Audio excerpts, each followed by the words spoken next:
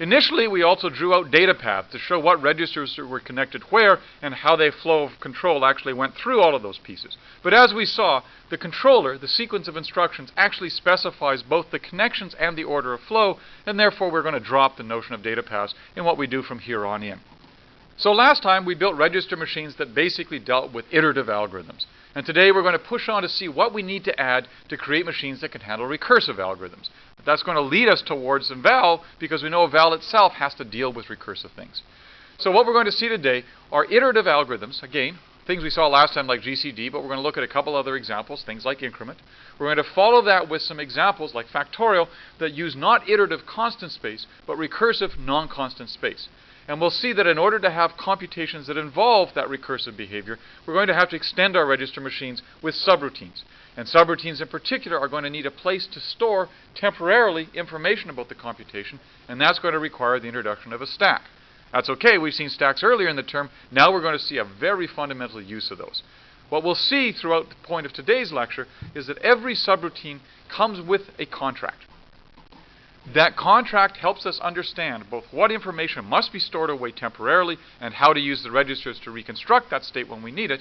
And we'll see that stacks are the implementation mechanism for allowing us to make that contract hold true and to enable recursive algorithms to be computed in this little register machine kind of framework. One of the things we've seen with procedures we've built in normal scheme is that we often want to reuse the same computational engine to do a computation over and over again.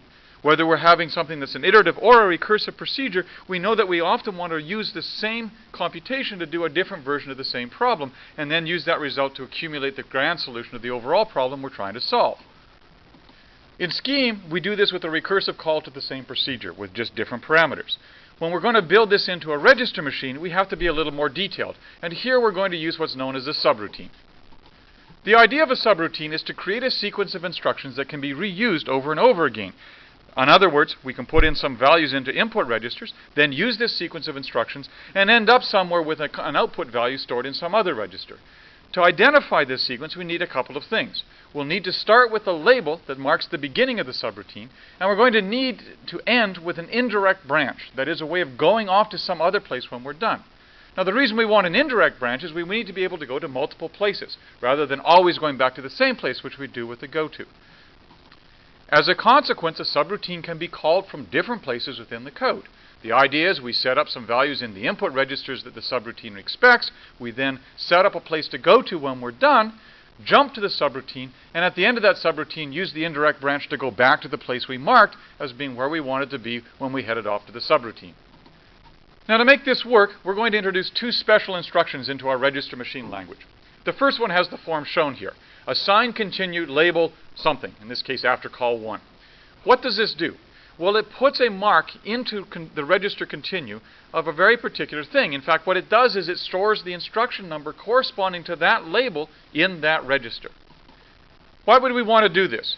Well, basically what this is doing is putting an instruction number, which we call the return point, into a register that's designed exactly to hold that. It's labeling a place in the instruction sequence that I want to come back to after I've gone off and done the work of the subroutine. So the idea is that I'm getting along in my computation. I've set up a point where I want to use some machinery that's somewhere else. I put a marker in that says, come back to here when you're done with that work and that answer, so that I can then go off to that subroutine and at the very end return back to this point and pick up the rest of the computation. As we said, we'll use the continue register to mark exactly this kind of return point. Here's where I want to come back to when I'm done with this particular subcomputation. Typically, we'll use this instruction just before we actually head off or jump to the label that begins the subroutine. And we'll use the mark immediately after that instruction. So the idea is we set up anything we want to use in the subroutine call, we mark in where we want to come back to, we can jump off to that piece of the instruction sequence that does the subroutine, and we'll come back to the point right after this point when we're ready to return. Now to actually come back, we need a second special instruction. The form is go to register continue. And what does this do? It gets the contents of the continue register, which is one of these instruction numbers, a pointer to a place in the instruction sequence, and we go straight to that place. This is called an indirect branch. And notice what it does. It branches unconditionally. That is, it's going to branch no matter what tests are going on. But it's going to branch not to a particular pre-specified point, but to an indirect point, the point pointed to by wherever continue says.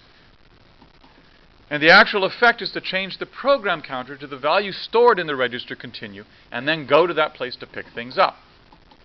So here are the two pieces we need for a subroutine. Now let's turn to an example to see how they make sense. Let's examine these ideas with a very simple little subroutine called increment. Basic idea, we'll set a register sum to 0, then we'll increment it by 1, then we'll increment it again. And we're going to look at some control sequences to do this. What we'll show is that, in fact, we're going to set up a call to the subroutine, we're going to set up a label, which is the place we're going to, and we're going to set up an indirect jump to get back. And let's look at that actual example. So here's the register machine code, and let's look carefully at what goes on here. First instruction basically initializes the sum register to the constant 0. It zeroes it out to set things going. That's fine. The next thing we want to do is use a subroutine, the increment subroutine, and that's marked within the dotted line down at the bottom. Notice what it consists of. It has a label, a pointer that says here's how to start into it. It has a set of instructions, in this case just one, that puts into the sum register the result of adding whatever's in sum to the constant 1. And then it has an indirect jump. It says go to wherever the continue register is pointing to, an indirect branch. This, in fact, is the form of a subroutine. A label, an entry point to start, a sequence of instructions, and an indirect branch taking us back to whoever called this actual instruction. Now, how do we call it? Well, that's shown in blue. We put into the continue register a label that says come back to here when you're done, and then we go to that point. We jump to the subroutine. Notice what will happen. Subroutine increment will do some work and then come back to wherever register continue is pointing. And as long as we don't screw things up with continue, that is going to point to after call 1. And notice we have placed that label immediately after that go to. We don't always do that, but that's the most common form. So the form of the call is set up the return point, set up in principle any other arguments we might need for the subroutine, jump to the subroutine, and have that return point immediately follow. This means when we come back to that return point, subroutine increment will have done its work. Since in this case we wanted to increment twice, we do exactly the same thing. We set up a new return point into continue. We jump to the subroutine increment. When it's done, it comes back to that return point, and now we're set. We can go off to the label done with our answer holding in sum as we'd expected. So now we see the format of this subroutine. Subroutine itself consists of an increment, a label that's an entry point, a sequence of instructions that does the work, followed by an indirect jump that takes us back to the caller that actually set things up. And the actual call initializes the continue register with a return point, jumps to that subroutine, and has the return point immediately following to bring us back to where we were.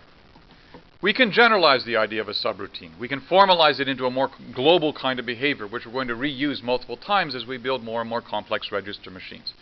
Each subroutine has, as a consequence, a contract. And if we're going to use the subroutine properly, we need to follow that contract, or we have no guarantee that the register machine won't fail in some very unfortunate and catastrophic way. What's the contract? The contract involves a set of registers. First, specifying what registers will contain the input values and the return point.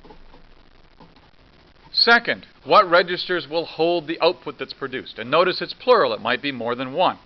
And third, all the registers that will be overwritten. That is, any register whose value is going to be changed in addition to the output registers.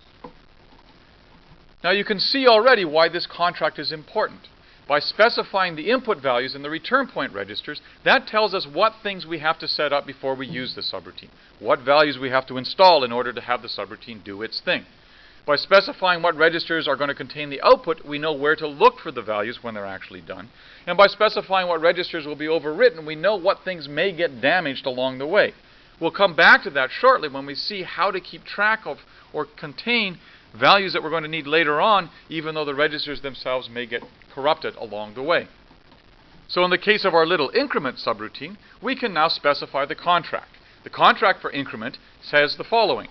In terms of input, it expects two registers, sum, which we know has to be initialized to something, and continue, which is going to hold the return point. Whereas the output, it's also going to be in sum, as we saw by this little sequence of operations we followed through. And what gets written? Well, in this case, nothing other than the output register itself, which of course we know is going to get overwritten because that's where the output value lives. So there's the contract that the increment deals with in terms of expected input registers, output register that holds values, and anything else that may change along the way. To summarize this part, we've built subroutines. We've described what they consist of, and we've looked at some simple examples. Why do we need them? Well, several reasons. First of all, they allow us to reuse instructions. They let us reuse the same computational engine to do the same performance, but just with different input values. As a consequence, they're also going to let us reuse the same data paths, which means we don't need additional machinery to do the same kind of work. As we can also guess, they're going to make instruction sequences more readable. It's just like having helper functions in Scheme. We now have a way of making the instructions compact and capturing or modularizing the pieces that do different kinds of components. As we'll also see very shortly, using subroutines is going to allow us to support recursion, perhaps the most important reason as we build towards a register machine version of a val. And we've seen, and we'll certainly see shortly, in order to have a good handle on understanding subroutines, we talk about the contract associated with each such subroutine. That contract specifies the input registers, the output registers, and any other registers that will be overwritten as part of the actual computation of the subroutine. The second thing we're going to need in order to build register machines that support recursion is a stack. Now, we saw stacks earlier in the term when we talked about abstract data types. A stack was a particular kind of storage capability or data type.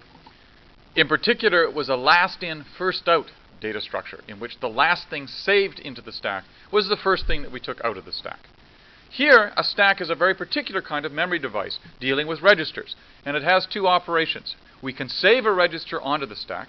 This will send the value of that register onto the next place on the stack. And we can restore a value into a register. That is, literally get a value from the top of the stack and put it into a designated register. Notice that the only operations we can do on the stack are to save onto the top of the stack and restore from the top of the stack. We cannot access arbitrary locations within the stack. We can only get to the objects at the top of the stack. Here's a simple little example machine shown in terms of its data paths, with a couple of constants that can be loaded into some registers and the ability to move things into and from the stack through those registers. And here's a controller that goes with that specifies the order in which things will be moved around. This says basically put the constant 0 into register A, put the constant 5 into register B, then take the contents of register A and store them onto the top of the stack. Finally, restore from the top of the stack into register B. And notice what that will do. The value from A, which was 0, was put into the top of the stack. When we restore into B, that value is written into B, overwriting the 5 that was stored there and putting a 0 into B itself. Here we're saving from one register and restoring into a different one. We'll see that that's not always the kind of contract we want to follow. More typically, we will save and restore into the same register. But this shows the idea of saving something temporarily on the stack and then restoring that value back into one of the registers of the machine itself. Now, a stack, of course, isn't just one register deep, as we saw in that earlier example. It can hold many values, in fact, as many as we want to put into it, and it has this last-in, first-out behavior. The last thing put into the stack is the first thing taken out, much like a stack of dishes can only be pushed down from the top and taken off from the top. Here's a little machine that we want to look at to see this example. This is a machine that halts with a 5 in A and a 0 in B, and here's the control sequence for it. Notice what it does. It initializes a 0 in register A, a 5 in register B, then saves A followed by B on the stack, and then restores first into A and then into B. Now we're going to look carefully at this because notice, because of the last in first out behavior, the value that was in B that's saved in line 3 is going to be the value restored into register A. We're going to reverse the actual order of the two constants in A and B. Let's check this out. In particular, let's step through the controller and look at the contents of the stack after each step. So instruction 0 puts a constant 0 into A, instruction 1 puts the constant 5 into B, and instruction 2 then takes the contents of register A, which is a 0, and saves it onto the top of the stack. Instruction 3 then saves the contents of B onto the top of the stack. That pushes a 5 onto the stack, dropping 0 down 1. And notice the state of the stack there. 5's on the top, 0's below it. As a consequence, at instruction 4, we take what's on the top of the stack and restore it, in this case, into A, putting the 5 into A. And finally, in instruction 5, we take the contents of the top of the stack, the 0, and restore that into register B, leaving an empty stack behind. To check that you're getting this, try the following simple little example. Here's the beginning of a controller, a sequence of 6 different instructions. Draw the state of the stack after step 5. And in particular, note what's at the top of the stack. When you're ready to see the answer, go ahead and click the mouse. The other thing we'd like you to do is to figure out what restores you want to add so that the final state is to have a 3 in A, a 5 in B, and an 8 in C, and the stack empty. And again, we'll show you both answers when you're ready to go. So here you are. The state of the stack is easy to see. B is the first thing saved, so it's going to be at the bottom of the stack. That's the 3. C was the second thing saved. It's now at the middle of the stack. That's the 5. And A was the last thing saved, so it's at the top of the stack. That's the 8. To get things back in the places we want them to, we want the 8 in C, so we'll restore it first, followed by a 5 back in B, followed by a 3 into A to get things into the places we want. Having now created stacks, seen how to use stacks as part of register machines, there are several things we need to worry about in order to start connecting them up towards our recursive procedures. First of all, we have to talk about what a stack depth means. We'll do that in a second. Secondly, we're going to look at the relationship between stacks and subroutines. We've already seen with subroutines that they keep track of what registers are going to get overwritten as they do their work, and we're going to use stacks as a temporary place to store values in those registers so they don't get lost as part of that overwriting process. And finally, we'll look at a particular kind of optimization that helps us use stacks very effectively in order to make recursive procedures work extremely well. First, in talking about a stack, we want to refer to its depth, which we define as the number of values that it currently contains. In fact, at any point while the machine is executing, the depth of the stack will simply be the total number of saves that have been used on the stack minus the total number of restores. Because it's a last in, first out data structure, that makes sense. We can only restore things that have been saved. If we try and do more than that, we're going to get an error. And of course, the things left on the stack, the depth of the stack, are simply those things that have been saved and not yet restored. Therefore, the limits on the stack depth are easy to determine. At the low end is 0. If we try and restore something off of an empty stack, we're clearly going to be in trouble and the machine will fail. At the high end, basically there's no limit other than the total amount of memory available. And as a consequence, we can often then talk about the maximum stack depth associated with a particular computation.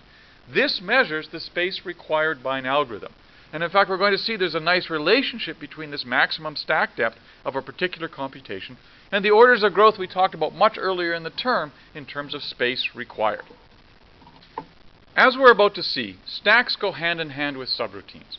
In fact, if we think about a subroutine, this is a piece of computation that's going to do some work. We put some inputs into certain registers, do some work, and get an output out of the register that we specify. Now, if as any part of that subroutine contract we need to use some registers, we'll need to save away the values in those registers while we do that work. And that's where the stack comes in.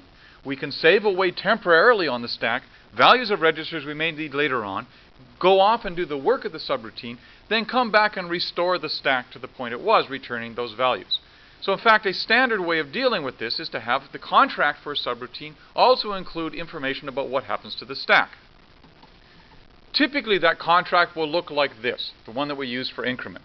In fact, increment's kind of a cheat because we don't really need the stack here, but nonetheless, the contract still holds. This contract says, here are the input registers I'm going to expect values in, here's the output register I'm going to deal with, and here's the things I'm going to write to.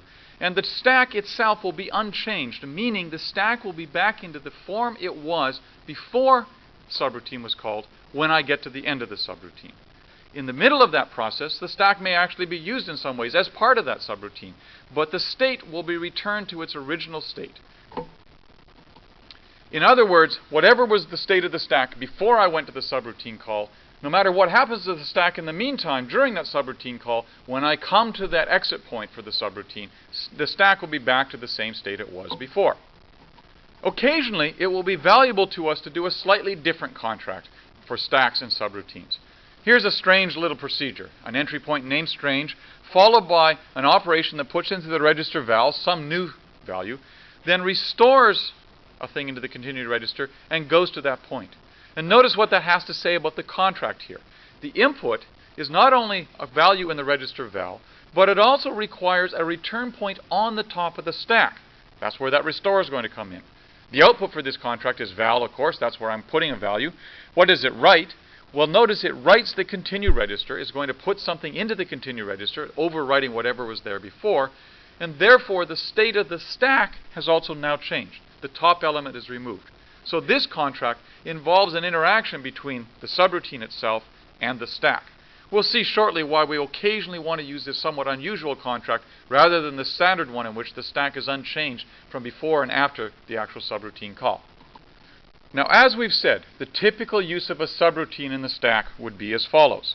We know that the subroutine is going to need certain registers set up and that it's going to overwrite certain registers as part of its process. So we'll save away on the stack the values of any of those registers so that we can get them back when we're done. We'll set up new values into those registers that are needed by the subroutine, then put in a return point to continue, and head off to that subroutine. When we come back from that subroutine, we can restore off the stack the values into the registers that we saved away and continue with the rest of that process. That's the common form of an interaction between a subroutine and a stack. Save away what I'm going to overwrite and I might need later on, set up new values, go and do the work, and upon return, restore the stack back to its normal state, capturing back the values of those registers I saved away. While this is being very careful, occasionally it's wasteful. And it's wasteful when we get to something that's known as a tail call. A tail call occurs when there's no work to be done after the call to the subroutine, except simply going back to wherever register continue says to. In other words, except for doing the indirect branch. Let's look at a little example. Suppose I want to use my increment subroutine. I'm going to initialize the sum register. That's part of the contract. I've got to get a value in there. And then I'm going to initialize as well the return point, the continue register. But of course, I may be in the middle of some other computation, so I better save away what's on the continue register so I can get it back. Therefore, I'm going to use the stack to hold the current value of the continue register, followed by an assignment of a new return point so that I can head off to the increment label. Now, when I'm done with that increment computation, I'll come back to that return point after call, in which case I can restore the continue register from the stack, put it back in, and then just head to that. But if we think about this, this is wasteful. Returning to this point is just a temporary holding station while I restore, continue, and return to that point. I'm not doing any work, and in fact I should be able to go straight to that return point rather than coming back to here. So a much more efficient piece of register machine code would simply do the following. It would set up an initial value into sum, exactly what I would need. It would then recognize that when I'm done with the increment subroutine call, the value of that subroutine call is in fact the value of this overall computation. And so I can go straight to increment itself. Notice what will happen. The continue register contains within it the point to go back to when I'm done with all of this. So at the end of the increment subroutine, when I do the indirect branch there, I'm going to head straight off to the place where I started from, not come back to this temporary holding spot and continue on. Notice the savings here. Instead of having 6 or 7 lines of register machine code, I only have 2, and that means I can be much more efficient. More importantly, I don't use the stack. This tail recursion optimization is going to be very important when we get to building an evaluator out of register machines, because in fact it allows us to have iterative algorithms that are expressed as recursive procedures but not use up any space. Said a different way, if we didn't use this optimization, then whenever we described an iterative algorithm as a recursive procedure, something that would call itself again, we would end up using up some space because we would have to store away the return point while we did the subroutine call, and then having come back, simply return that value to that return point. But each recursive call to that iterative procedure would use up a little bit more space on the stack. By using this particular optimization, by getting rid of that use of the stack, we don't have that effect. And as a consequence, we can describe an iterative algorithm as a recursive procedure, a reuse of the same subroutine, but not use up any space. It can still be constant in terms of space use because no stack usage is involved if we use this optimization. So in summary for this part, we've now added a stack to our register machine. It's a last in, first out memory device that has the behaviors we saw earlier in the term in terms of an abstract data type for a stack, but in this case using registers. And it has 2 operations, a save that puts data on the top of the stack from a particular register, and restore that takes data from the top of the stack and puts it back into a register. Key things to keep in mind with the stack are first of all the concept of a stack depth. How many things are saved on the stack, both currently and of course the maximum depth used within any particular computation. We've also seen that the stack itself, both its expectations and its effect, are part of the contract that goes hand in hand with the subroutine. And finally, we've seen that we can be clever about how we use the stack, or rather, if you like, avoid using the stack when not necessarily, if a subroutine call is not going to do any work after that actual call, but can simply pass the value of the return directly back to the person who asked for it in the first place. Now let's put this all together to see how we can use subroutines and stacks to implement recursive algorithms in register machines. Of course, here's our standard recursive algorithm, factorial. We know and love this from scheme. If n is equal to 1, the answer is just 1. Otherwise, factorial of n is the same thing as multiplying n by the sub-computation of factorial on n minus 1. And we know the behavior to expect. We've seen before, when we use substitution model to trace this out, that calling fact of 3 is going to end up with a deferred operation. We're going to hold on to the multiplication of 3 while we go off and do the subcomputation to get factorial of 2. And that itself will have another deferred operation. We've got to hold on to the multiplication by 2 while we go off and get the answer to another subcomputation, factorial of 1. So we stack up those deferred operations until we get down to a simple thing. Having done that, we can then compress those operations back down. Now, we expect to see a relationship between this kind of behavior in terms of scheme and what happens inside of a register machine, and in particular, in terms of the stack, keeping track of things in order to allow us to recursively reuse the same machinery to compute factorial. Now, the idea is we should build some register machine code to compute factorial. And of course, we want to reuse that code over and over again for every recursive call to factorial. We don't have to replicate or duplicate the code inside of the machine. But since factorial is going to require reusing the same registers, we're going to have to store away some information on the stack. The stack is going to remember the return point for each recursive call, and it's going to remember the intermediate values, basically the values of n, the deferred operations it has to hang on to while it goes off and does the rest of that work. We're about to look at the actual code, but we should be able to see this behavior, in which the stack is going to grow, reflecting the order of growth of the machinery itself, keeping track of all the deferred operations, and it's going to keep track of where to come back to after I've done the sum computation using the same machinery. So here's a register machine to compute factorial. We're going to look at this in stages, but even here we can see the overall form. We initially set up into the continue register a label that says where to go to when we're done with everything. Then we have 3 different chunks of the register machine. One starting with the entry point fact that ends with a goto and does a particular computation we'll look at shortly. A second one starting with the entry point rdone, also ending with a goto, in this case an indirect branch, and another entry point starting with bcase ending with another indirect branch. We're going to look at each of these pieces in turn to see how they capture the idea of factorial and how, in fact, reusing this machinery in conjunction with the stack allows us to compute a recursive procedure. Let's start with the base case of factorial. We know what this should do. It should test to see if the value of n is 1, and if it is, it should just return 1 to whoever asking for this computation of fact. Now here's the part of the register machine code that corresponds to that. Fact, of course, is our entry point. And the first thing it does is it tests. It uses its equal tester on register n and the constant 1 to see if, in fact, the value of n is equal to 1. Remember what test does. It sets a bit on the condition register that tells us whether this test was in fact true. The next instruction, the branch instruction, then says if that bit is true, jump to this point in the register machine code. Or in other words, if the value of the register n is 1, we're going to go to the place labeled by bcase. And what does that do? It loads the constant 1 into val. Val is our register that holds our output. And then it does an indirect branch. It goes to wherever continue says. So in other words, it jumps to the place that asked for this computation with the answer now sitting in val. So in fact, from this little piece of code, we can answer some questions. Where does fact expect its input? Where does fact expect its return point? And where is it going to put its output? When you've figured out the answer, click the mouse button. Right, this one was pretty straightforward. Fact expects its input in the register n. It's going to put its output in register val. That's where we just set up the answer. And where does it expect its return point? In continue, as always. Now, if we're not in the base case, we know that factorial of n is going to have to do a recursive call. It's going to have to do a subcomputation to get factorial of n minus 1. And inside of the scheme code, we've got that recursive piece. Ignore for the moment the things around it. Let's look at what piece of register machine code does this work for us. Well, we just saw the conditions on the contract for fact. Inside of this computation, which happens to be fact, but inside this computation, we need to do a subroutine call to fact. So what does the contract say? We need to get a value into register n.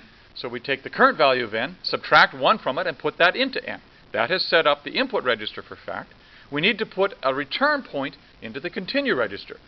We'll put rdone as the point we want to come to when we've done the recursive call. The idea will be when we get to that point, the value of factorial of n minus 1 will be sitting in val. That's the contract for the output is, and therefore will be set to carry on. And having done that, we can do a branch off to fact. We can go to that point in the instruction sequence and do the computation of fact.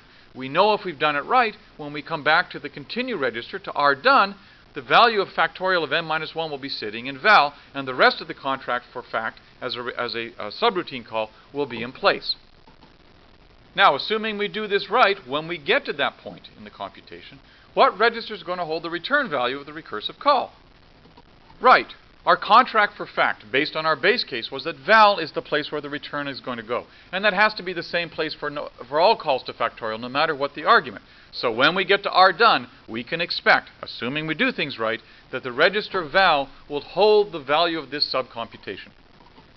So we're doing a pretty good job of building up the register machine code for computing factorial. We've handled the base case. We've saw how to get the value out for that. We've handled the recursive call, that subroutine call to factorial with another argument, and we've seen that the answer is going to be sitting in val, so now we can deal with what happens after that recursive call. And we know from our overall code what we want. If we're not in the base case, if we've gone off and done a subroutine call, a recursive call to factorial with a smaller argument, when we get that value back, we just want to multiply it by n. So the code we'd expect to see would be simply something that takes what's in val, the return value from that subroutine call, multiplies it by n, and puts that new value into the register val. There's the value now for factorial of n, and we can then head off to wherever continue says to. We can do the indirect branch to carry on. This looks great. But let's be really careful. What's sitting in n? We know in principle the value of register val holds the computation we want for the subroutine. And in particular, we just like to multiply it by n. But remember, we changed n. We overwrote n. We put in n minus 1 in order to set things up to use the machinery for fact. So we've clobbered register n. And if we try and do this computation here, we're going to be multiplying by the wrong value. Not just n got nailed, continue also got nailed. Remember, we overwrote that to set up the return point after the subroutine call. So the continue register no longer holds the return point we had in place when we started factorial of n. Ouch. Well, actually, it's okay. We already can get a sense of what we need to do. Since we're going to need to have the value of n and the value of continue available to us when we come back from the recursive call, we somehow need to save them away so we can reuse those registers. And how are we going to save them away? Well, the only tool we got available is a stack, so we simply have to use the stack to keep track of those values while we go off and do the subcomputation. So here's how we do it much more carefully, and notice the things labeled in blue.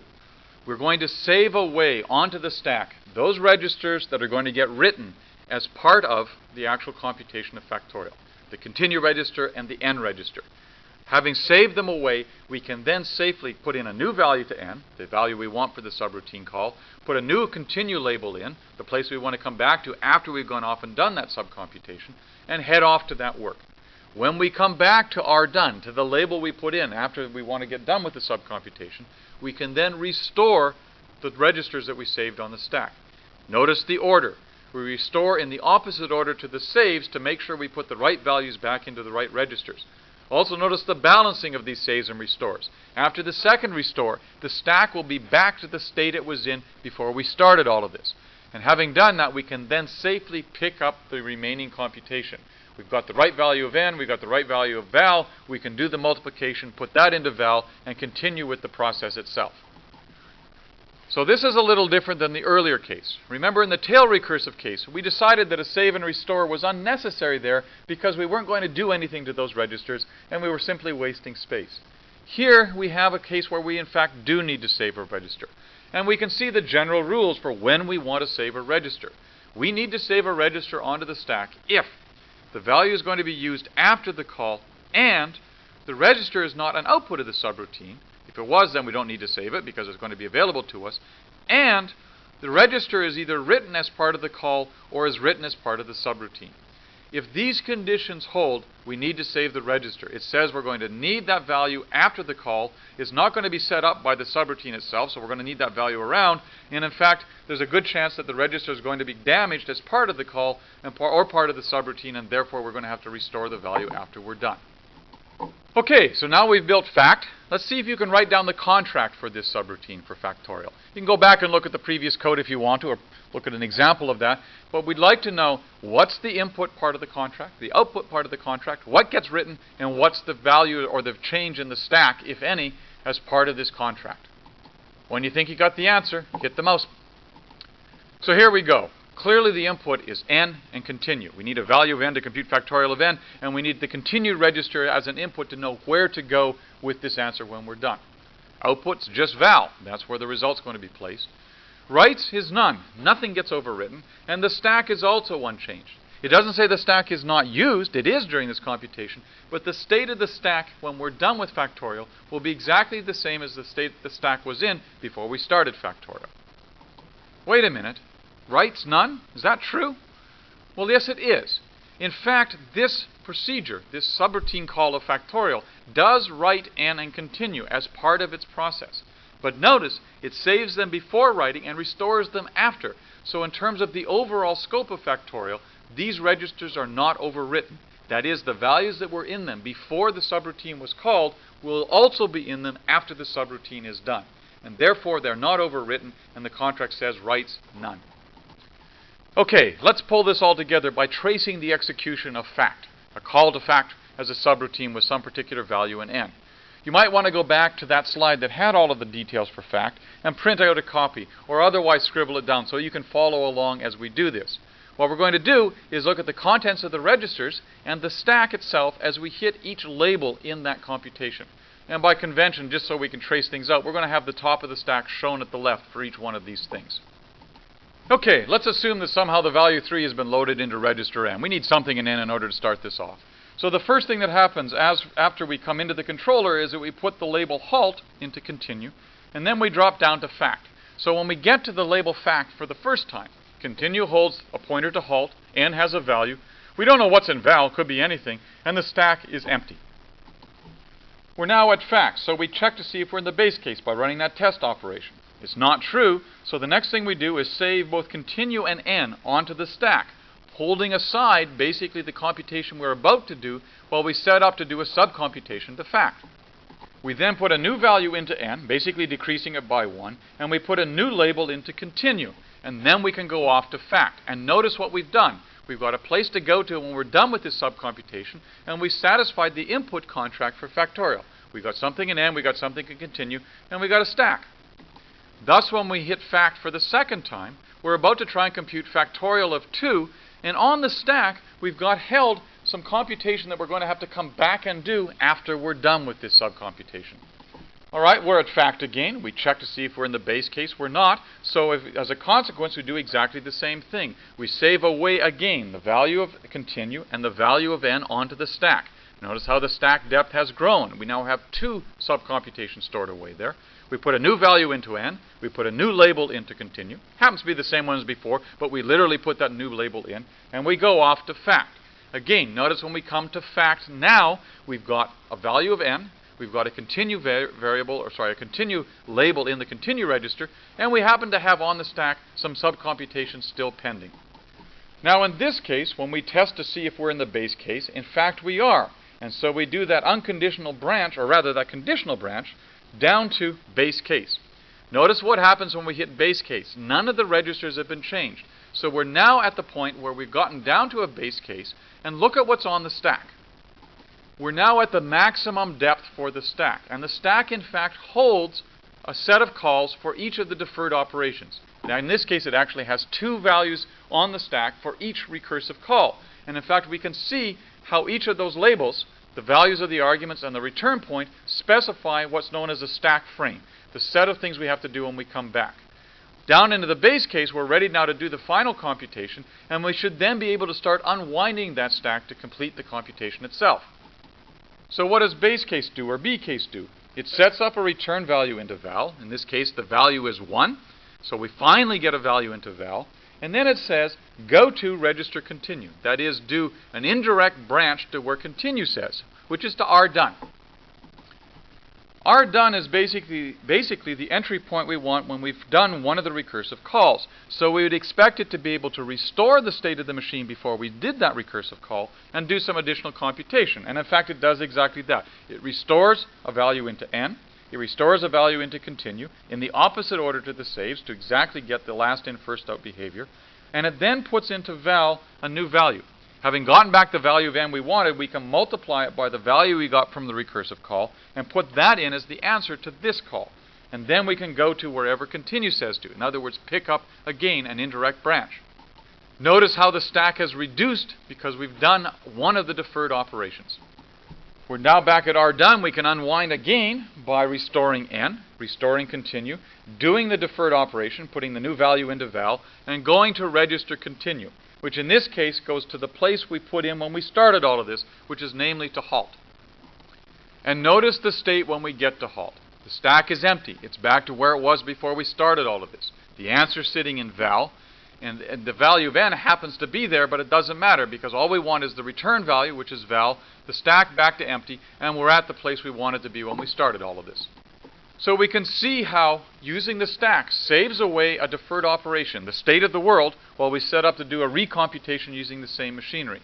And having come back from that recomputation, it restores the world and picks up that deferred operation.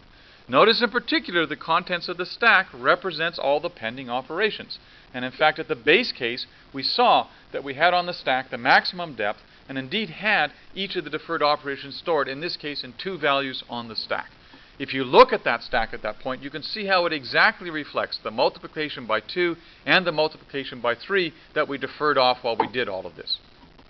So in summary, we see that in order to implement recursion, to use procedures that are inherently recursive and not just an iterative algorithm that happens to be described recursively, we need a stack. We need to have a way of recording the pending work, the information we're going to need to have when we want to come back from a computation and pick up the rest of the work. So it's both the values we will need in terms of variables and the return points. We've also seen as a consequence that the maximum stack depth is basically equivalent to the total space required. It captures the number of deferred operations we're going to need in these algorithms, or at least for most algorithms, and it lets us see the relationship between that idea of orders of growth in terms of space, number of pending operations, and actual use of space. In this case, the number of deferred operations or the growth of the stack.